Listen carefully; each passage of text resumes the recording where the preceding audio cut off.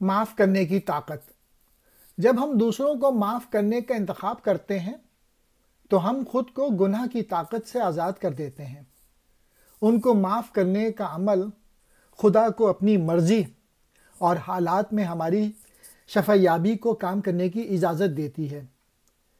طاقت میں معافی جو ہار کی زندگی کو فتح میں بدل دے گی۔ معافی کے 4 مراحل ہیں۔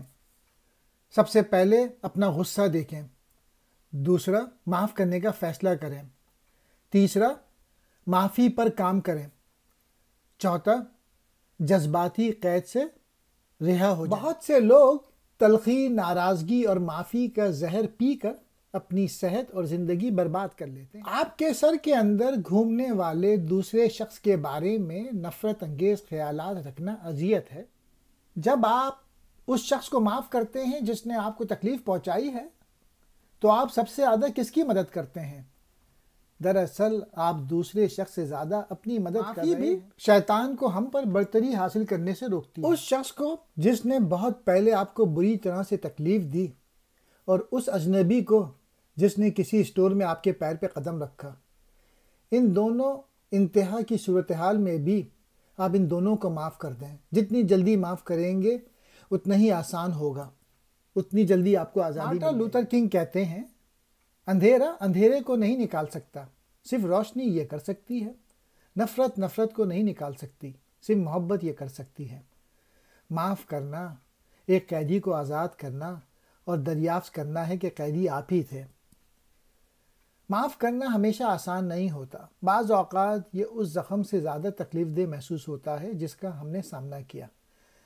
جس نے اسے پہنچایا اسے معاف کرنا، اور پھر بھی معاف کیے بغیر کوئی سکون نہیں۔ یہ کوئی آسان سفر نہیں ہے، ایسی جگہ پر پہنچنا جہاں آپ لوگوں کو معاف کر دیں، لیکن یہ اتنی طاقتور جگہ ہے کیونکہ یہ آپ کو آزاد کرتا ہے۔ قبولیت اور برداشت اور معافی یہ زندگی بدل دینے والے اسباق ہیں۔ میرے لیے معافی اور ہمدردی ہمیشہ جڑے ہوئے ہیں۔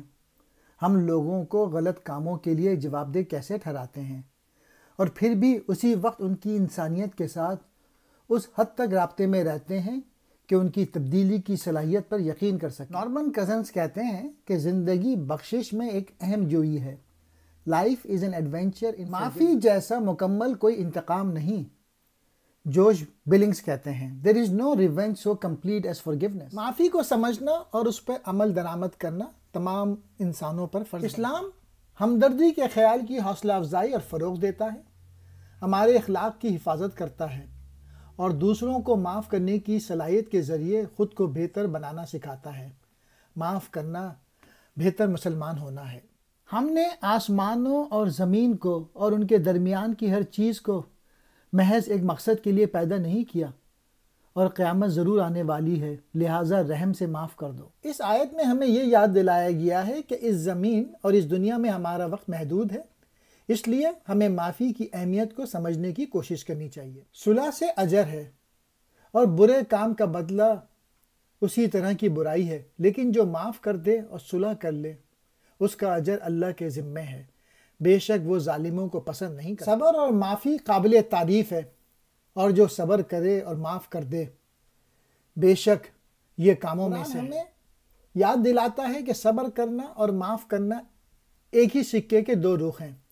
اگر ہمیں واقعی ایک متحد امت میں رہنا ہے تو ہمیں اپنے معاشرے کی بہتری کے لیے مفاہمت اور معافی کی طرح مسلسل کوشش کرنی چاہیے۔ معاف کرنا اللہ پر بھروسہ کرنا ہے۔ یہ اللہ کی رحمت ہے کہ آپ ان کے لیے نرم ہیں۔ اللہ کی نظر میں سچے دل سے معاف کرنا اور معاف کرنا اللہ پر بھروسہ کرنا بھی ہے۔ ہمیں اس بات پہ بھروسہ رکھنا چاہیے کہ اللہ سب کچھ دیکھتا ہے، اور یاد رکھنا چاہیے کہ ہمارے اعمال کا فیصلہ کرنے کے لیے صرف اللہ ہی کافی ہے۔ اس لیے ہمیں معاف کرنا چاہیے اور بھروسہ رکھنا چاہیے کہ اللہ ہمیشہ اس کا بدلہ دے گا جس کے ہم مستحق۔ وہ معاف کریں۔ کیا تم اللہ کی طرف سے معافی کو پسند نہیں کرتے؟ اور اللہ بخشنے والا مہربان ہے۔ جس طرح ہم اللہ کی طرف سے معافی اور رحم کا اظہار کرنا پسند کرتے ہیں، اسی طرح ہمیں اپنی زندگیوں میں رحم اور معافی کا مظاہرہ کرنے کی کوشش کرنی چاہیے۔ بحیثیت مسلمان ہم اللہ سے کتنی محبت کرتے ہیں یہ ظاہر کرنے کے لیے کم از کم یہ کر سکتے ہیں۔